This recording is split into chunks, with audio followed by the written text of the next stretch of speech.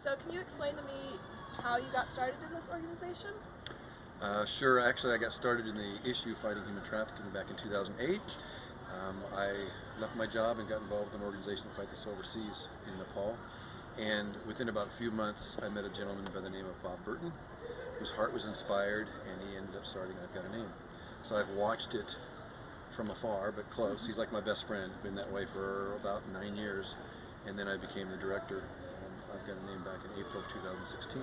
So, Can you expand on what your job is and what you do within the organization? I'm still trying to figure that out. I'm the executive director, and so I have all these administrative duties that I'm really not very good at, but I try my best. But you know, there's no typical day.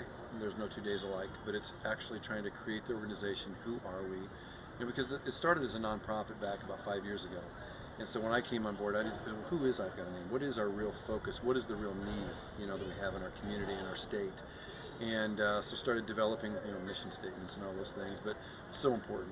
And so our 3 pillars are our awareness, take action, and inspiration. Be inspired to get involved. Once we started doing that, we go out and start telling people about the issue. A lot of people think this is overseas, like where I used to be, or it's in the big cities. It's in New York or Los Angeles or Chicago, or maybe it's in Omaha, or maybe Lincoln. No, it's throughout our entire state. So awareness is critical. And I speak a lot. That's what I love to do. My office is coffee shops. It's okay. That's where I meet a lot of people. But going out and speaking and getting people engaged and involved, just like this walk. You know, this is a record crowd for us. Almost 400 people registered, and some others didn't even register because we know them just come. So, yeah, it's exciting to do these kind of things. I really enjoy it. A lot of work, but I enjoy it. What can we as students do to get involved in this issue? You students are critical, and I hate to say it, we're talking about students not just in college, but all the way down to middle school. As our Senator Patty Penzance Brooks said, this affects our children, you know, and they need to be aware. Of course, the message is different to them, but you guys have great influence, you know, at your age, and you have these things called cell phones and all the social media, and you can use that to an advantage. Unfortunately, those that we're fighting against use it for their advantage, and so we can use them for good. And so I always say, you can just tell people about this. Most people I talk about, I mean, we're talking very educated people in this community, they're going, what? Sex trafficking happens here? So you guys, I know you've heard this before, you're the future, you are, you know?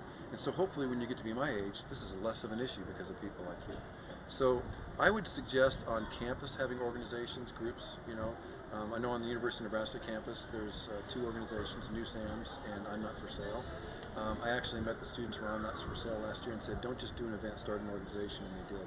And then of course, I'll come talk, you know, as much as I can.